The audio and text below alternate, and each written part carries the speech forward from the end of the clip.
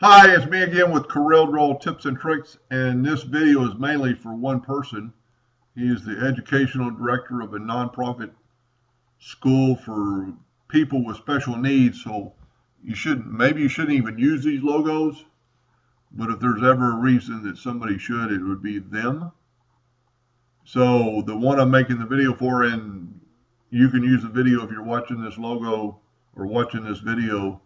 Go to Brands of the World, www.brandsoftheworld, and they're out there, vector logo library, and I just typed in NFL and searched, and then go through and just look at them. Go to the next page, and I just happened to pick the Detroit Lions. The other day we did this one, but just pick the Detroit Lion,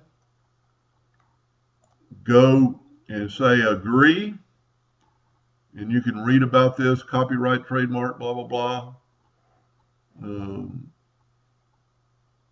So there it says that you can't use it, but it's out there. So why would it be out there?